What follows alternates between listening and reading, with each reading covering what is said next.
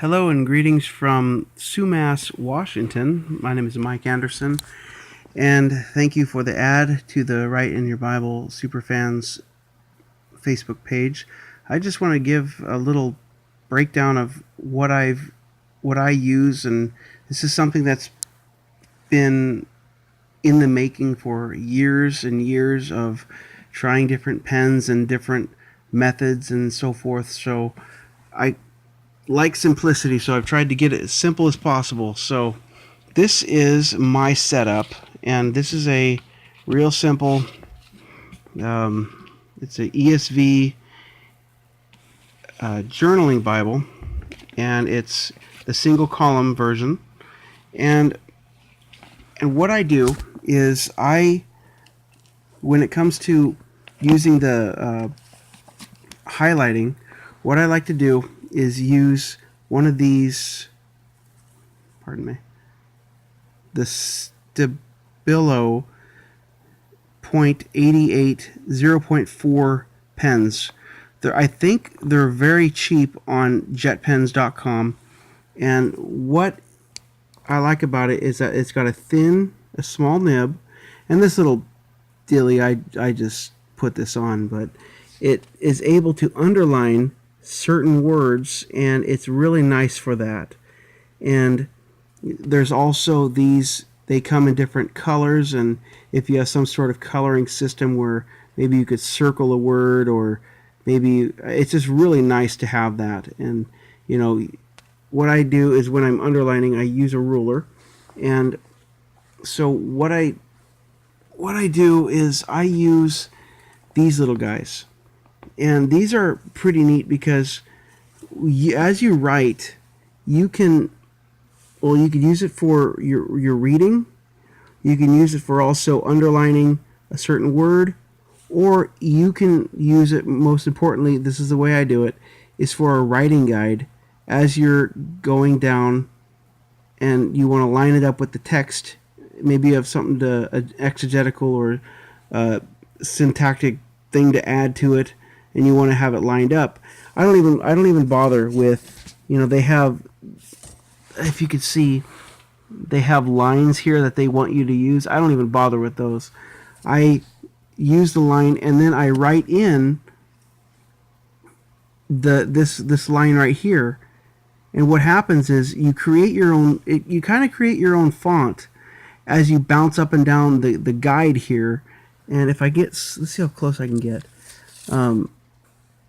My phone isn't that good, but what you could do is you could really fit a lot more in the margin. And here's me just writing freehand, for example. And then when I write with the template guide, and if I was more consistent, it would look a lot better. But with the template, you could fit a lot more, and it looks a lot better. So over time, if you use the same pencil, which I do, and well, you're asking, is this a pencil? Well, no, it's a multi-pen. And, well, yes, it is a pencil too.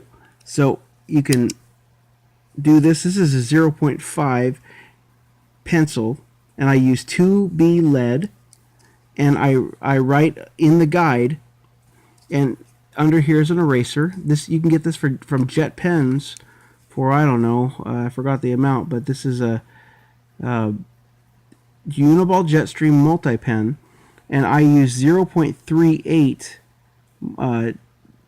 pens, nibs, and it's really neat because it has a super fine point, and it's ballpoint, so you don't have to worry about it, some gel point pen bleeding through your page or whatever like that.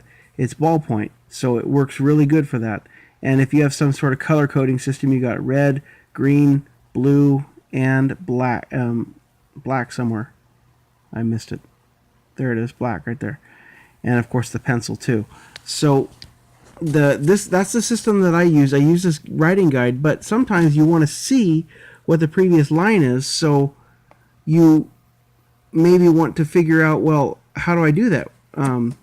Because you want to maximize the space. So what I've done is I've actually gotten some, you could get laminating paper from either the Dollar Tree or wherever, and you can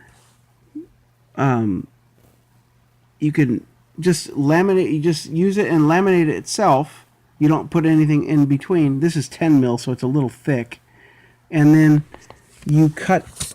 You just sit here. You sit here and you kind of carve it out with maybe a Sharpie X-Acto knife or something like that. And what I did is I put a piece of grid paper between it, clear, super thin grid paper, and then I cut out, and then I'm able to see what I wrote, and then I can go down and continue to maximize the space. And this is maybe for like title pages or whatever sort.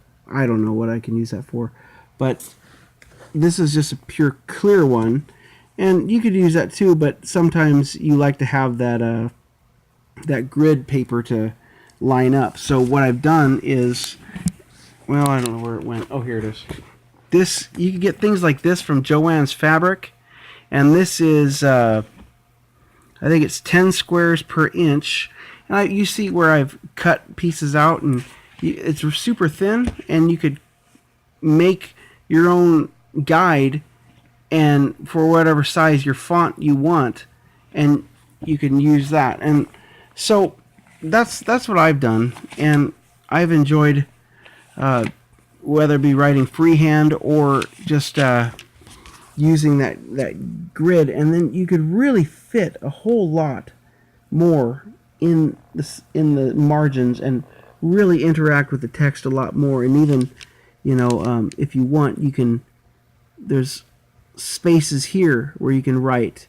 Maybe, see, this is an ESV. Well, I have an NASB where sometimes the wording is different, or there's just different things. So I put something above it, and it could fit if you use that template, something like this or that clear one. And so it's that's been my method, and I thought I'd just show you guys. And also, oh yeah, this thing, you can get these fit right on the Moleskine notebooks, and these are little travel pouches or something like that. You can fit a thin iPod, or all your templates can go in here, and I've got different size templates for whatever else, and your rulers and your pens, they can fit in something like this. So that's my little system, and I thought I'd show you just to give you some ideas or whatever like that. But I've been enjoying reading the various posts, and look forward to being part of this group for many years to come. All right, God bless you.